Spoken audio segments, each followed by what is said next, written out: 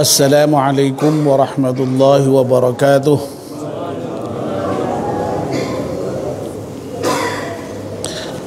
Bismillahirrahmanirrahim. Alhamdulillahi rabbil alamin. Wassalatu wassalamu ala asyrafil mursalin sayyidina wa maulana Muhammad wa ala alihi wa sahbihi ajma'in, amma ba'd. Ibu-ibu, bapak-bapak dan saudara-saudara sekalian, alhamdulillah kita panjatkan syukur kepada Allah Subhanahu wa taala yang malam hari ini atas limpahan rahmat dan nikmatnya kita semua bisa hadir di masjid yang kita cintai untuk salat maghrib berjamaah, dan sekarang kita melanjutkannya dengan melakukan kajian ba'da maghrib. Kita mohon kepada Allah Subhanahu wa taala semoga seluruh rangkaian ibadah kita diterima oleh Allah Subhanahu wa taala. Amin ya rabbal alamin. Mari kita mulai kajian kita dengan berdoa bersama-sama. Bismillahirrahmanirrahim. Asyhadu an la ilaha illallah wa asyhadu anna Muhammadar Rasulullah. Raditu billahi rabba wa bil islami dina wa bi Muhammadin nabiyyan wa rasulah. Rabbi zidni ilman nafi'a warzuqni fahman wa hukma wa alhiqni bis salihin. Amin. Bapak dan ibu-ibu, izinkan saya malam ini untuk meneruskan kajian kitab Taysirul Khalaq yang kemarin sempat terputus ya. Kita masih membicarakan bab al-ulfah ya, persatuan atau kerukunan. Namun sebelum kita bahas lebih lanjut, mari kita membaca surat Al-Fatihah sekali untuk pengarang kitab Taysirul Khalaq ini. Semoga kitab yang kita baca ini bermanfaat untuk kita semuanya. Ala diniyah Al-Fatihah. A'udzu billahi minasyaitonir rajim. Bismillahirrahmanirrahim. Alhamdulillahi rabbil alamin, arrahmanir rahim, maliki yaumiddin, iyyaka na'budu wa iyyaka nasta'in, ihdinas siratal mustaqim, siratal ladzina an'amta 'alaihim, ghairil maghdubi 'alaihim waladdallin. Amin. Kemarin sudah kita bahas bagian awal ya, bahwa yang disebut dengan al-ulfah atau persatuan, kerukunan, persahabatan ya, adalah al-istiqnasu bin nasi wal farahu biliqaihim. Jadi nyaman bersama dengan orang lain, dan kalau bertemu dengan orang lain itu merasa bahagia, merasa senang ya. Nah, itu dimungkinkan kalau rukun, kalau damai, kalau bersatu, kalau bersahabat ya. Kalau orang ada konflik, tidak mungkin itu bisa nyaman ketika bertemu itu. Nah, al-ulfah atau persatuan atau kerukunan atau persahabatan itu sebabnya ada 5. Kemarin sudah kita jelaskan ya, bahwa yang pertama adalah agama ya. Agama itu bisa menumbuhkan rasa kasih sayang, dan dengan rasa kasih sayang itulah lalu kemudian menumbuhkan rasa persatuan di dalam kalangan umat manusia ya. Lalu kemudian yang kedua adalah nasab ya, atau keturunan, itu juga bisa menimbulkan kerukunan, persatuan ya, karena secara nauriah yang namanya manusia itu pasti cenderung dengan orang-orang yang dekat dengannya, kaum kerabatnya ya, dan mencintainya ya. Dengan begitu lalu ya rukun, bersahabat dan bersatu ya. Nah, kita melanjutkan dengan membahas yang ketiga ya. Wa thalithuha, Dari 5 sebab tadi yang ketiga adalah al-musaharatu, besanan ya. Jadi kalau yang kedua tadi keturunan ya, punya aliran darah yang sama, ini tidak saudara, tidak apa-apa, tapi besanan. Nah, besanan itu juga bisa menjadikan orang lalu bersatu, rukun, ya. Bersahabat, ya begitu. Nah, argumennya begini ya. Li'annal insana, karena sungguhnya manusia, idza ahabba irsahu, ketika mencintai irsun itu pengantin ya, makanya ada arusyain gitu ya, ada walimatul urus gitu ya, nah, itu ya.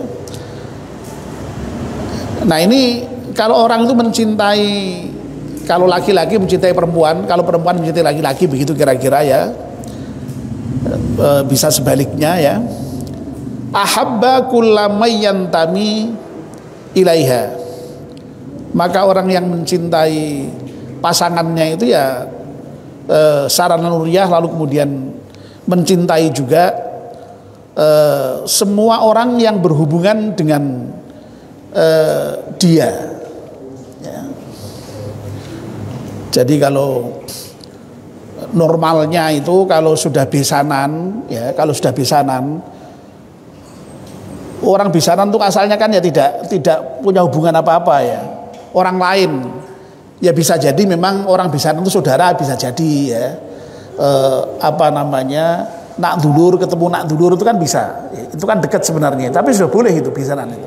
Jadi manten itu ya. Jadi kakak adik itu boleh menikahkan anak-anaknya, boleh ya. Nah, kalau itu besan dan saudara. Tapi kalau orang lain sekalipun, kalau sudah besanan itu idealnya menjadi bersatu, berteman, bersahabat, rukun harusnya. Antara besan ya, ya yang pertama tentu saja antara pengantinnya ya, pengantin laki perempuan ya pasti kemudian jadi suami istri ya, pasti kemudian ya sangat dekat sekali. Suami istri itu hubungan yang paling dekat ya. Di samping hubungan tadi karena aliran darah tadi itu. Ya, lalu kemudian ya otomatis kalau sudah dekat dengan istrinya, dekat dengan suaminya, masa nggak dekat dengan orang tuanya ya. Ya kudune ya dekat tuh ya.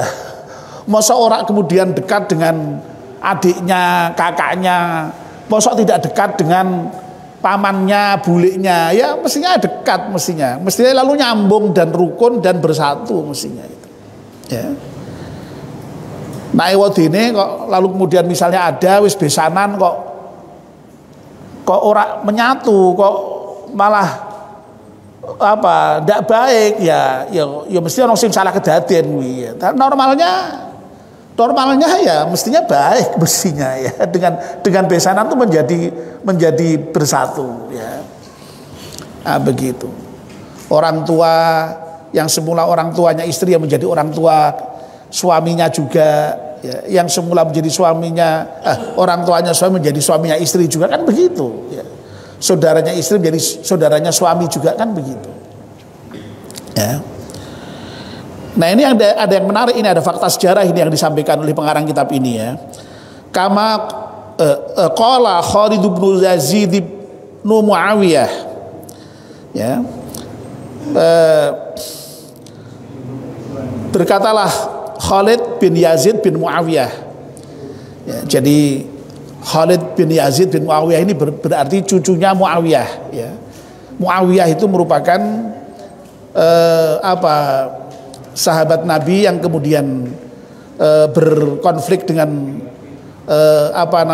Sayyidina Ali ya, yang kemudian lalu Muawiyah lah yang menang, yang kemudian lalu sampai kemudian mengakibatkan Ali terbunuh dan kemudian Muawiyah itu menjadi khalifah pertama Bani Umayyah itu ya.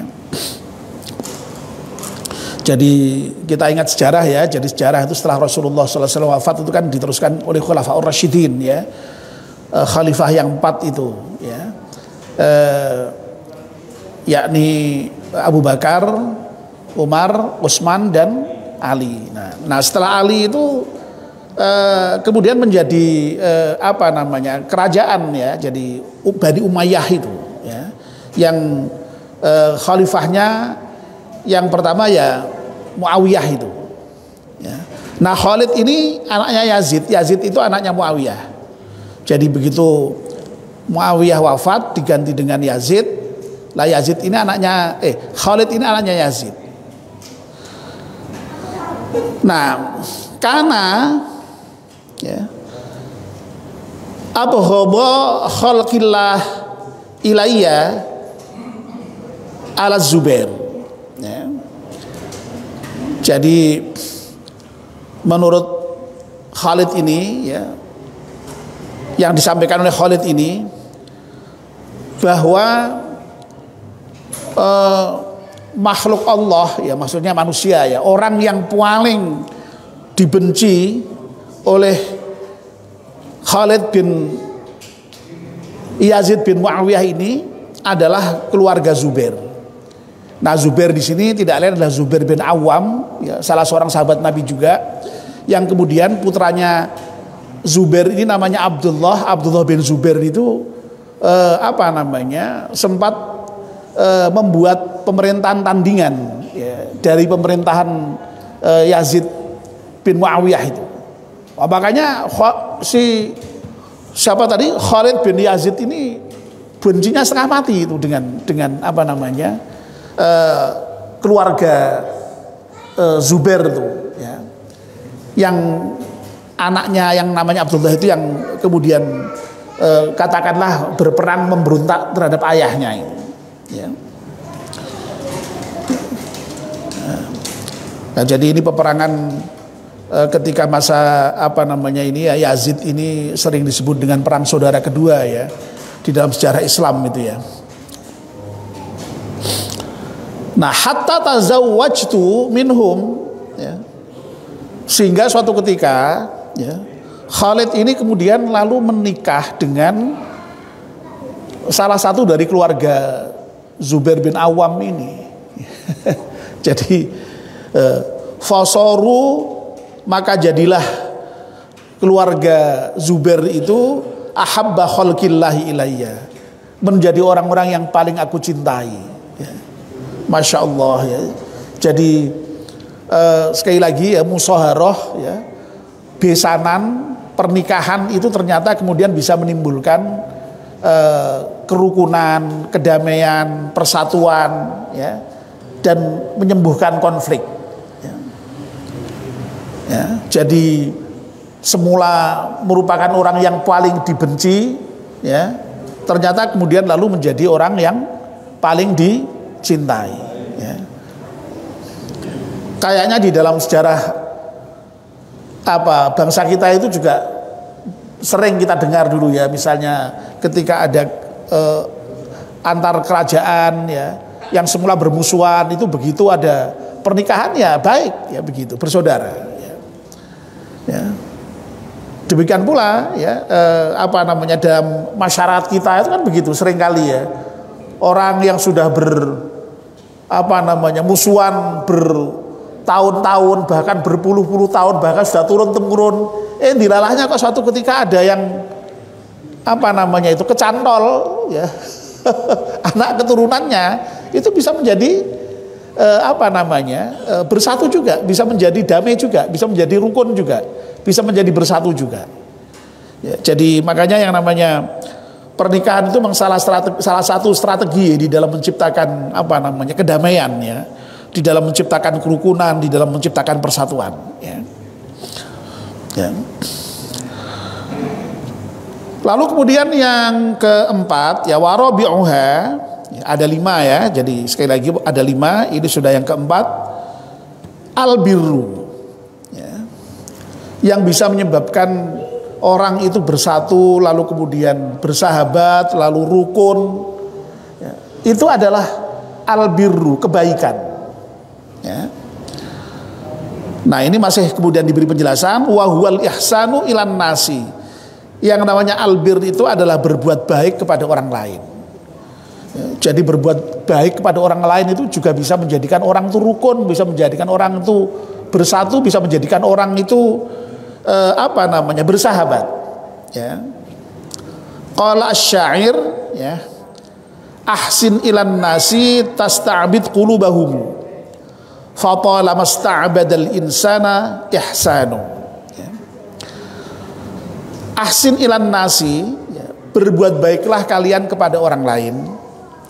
Tasta'bid qulubahum, kalau kamu berbuat baik kepada orang lain, niscaya hatinya itu akan bisa kalian jadikan abdi, berarti tunduk.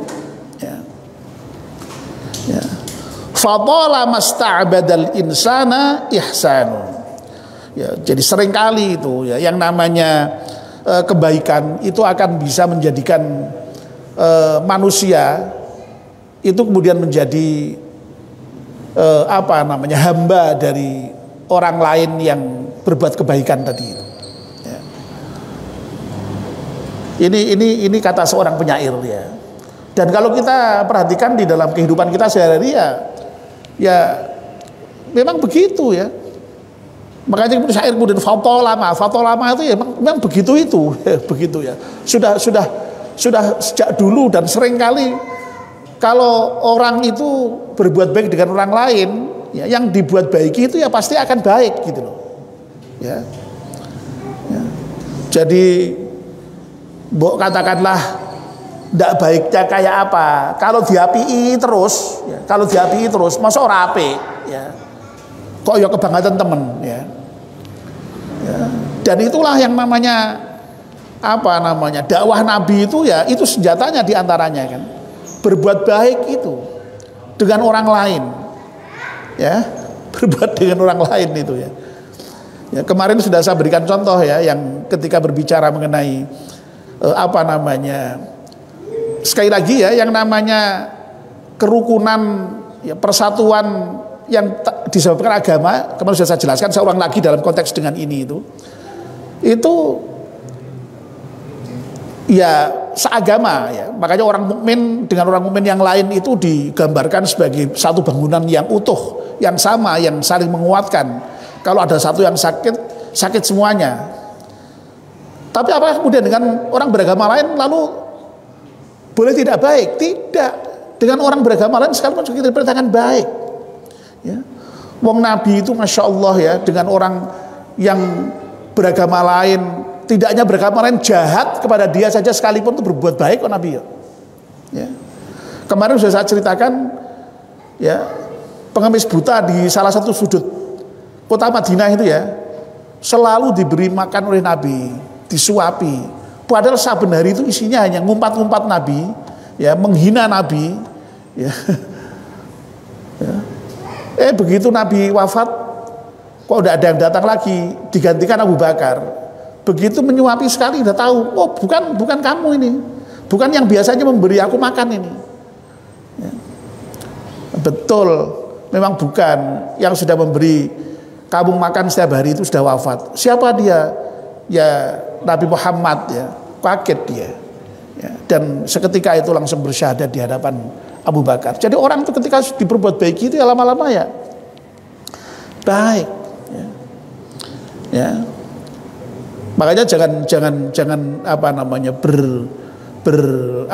berhenti dari berbuat baik. Insya Allah ketika kita berbuat baik, maka kemudian lalu hasilnya baik. Saya sudah berkali-kali mengatakan hal jazaul ihsan illal ihsan, ya. Dan orang itu kalau dibaiki ya pasti kemudian apa istilahnya KO lah, cara gampangannya, ya KO lah, suwe-suwe lah, ya. Bosok ora KO ya, mesti KO berarti dibaiki terus itu, ya, begitu, ya. Nah makanya sekali lagi, ya, albir itu atau ihsan itu bisa membuat dua orang, ya, itu menjadi baik, rukun, bersatu dan juga akrab, ya. Lalu kemudian juga ada rasa cinta kasih di antara mereka, ya.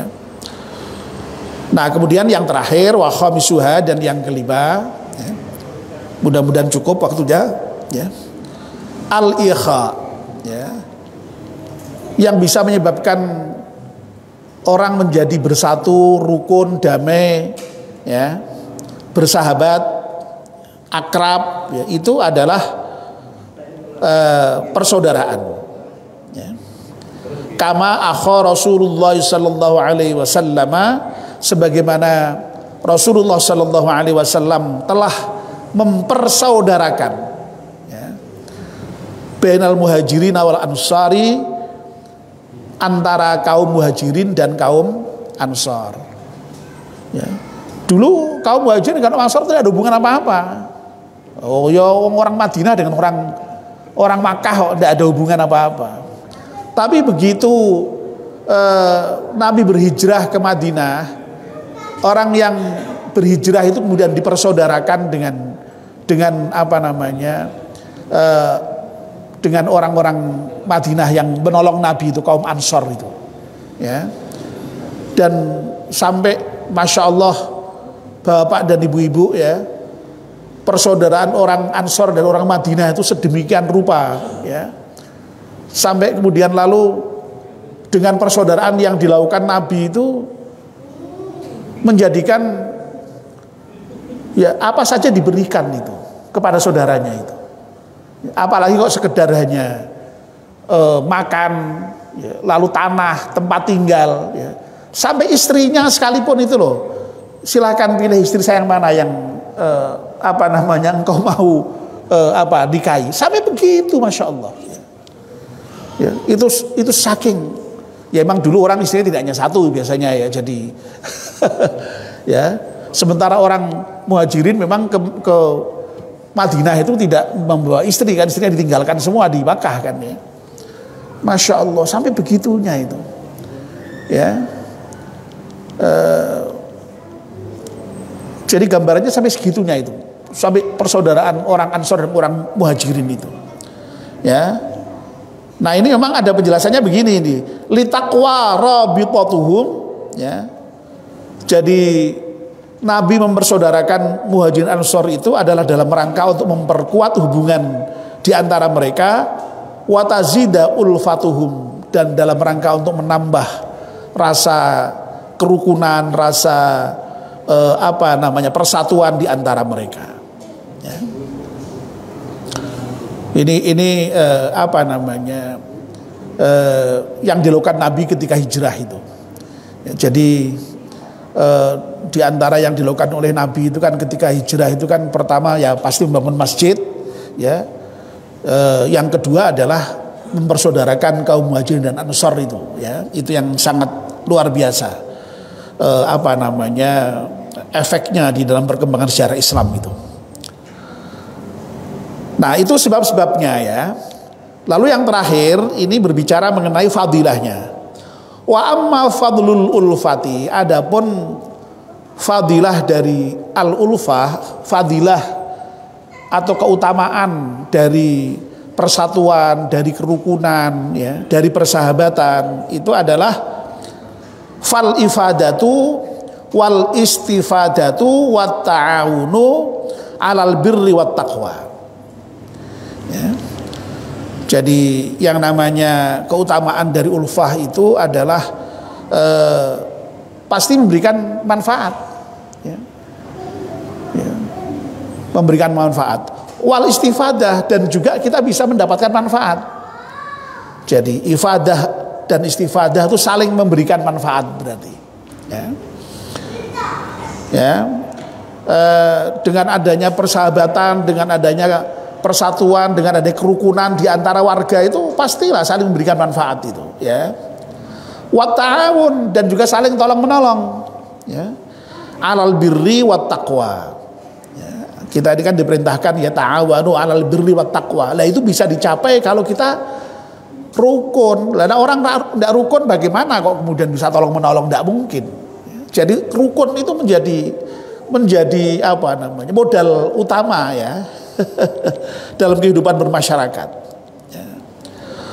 Wabidzalika, ya, dan dengan fadilah persatuan tadi itu yang kemudian bisa memberikan manfaat, kita juga bisa mendapatkan manfaat, bisa saling tolong menolong di dalam kebaikan dan takwa, itu semua tastaqimul ahwal, lalu kemudian bisa tegaklah segala keadaan, wa ta'dilul umur, dan adillah seluruh perkara, ya. Tegaklah seluruh perkara, ya. Jadi kalau orang itu sudah rukun itu insya Allah semuanya beres begitu ya. Tapi kalau orang kok sudah mulai ada konflik, waduh bubrah kabeh itu, ya, ya. Maka masya Allah itu ya, dalam bahasa kita itu ada apa namanya, peribahasa ya, bersatu kita teguh, bercerai ya. Orang saya ngomong bercerai kawin lagi. Bercerai kita runtuh, betul Pak ya, betul ya. Ya Allah ya, orang itu kadang-kadang sok meleset-meleset ke ya.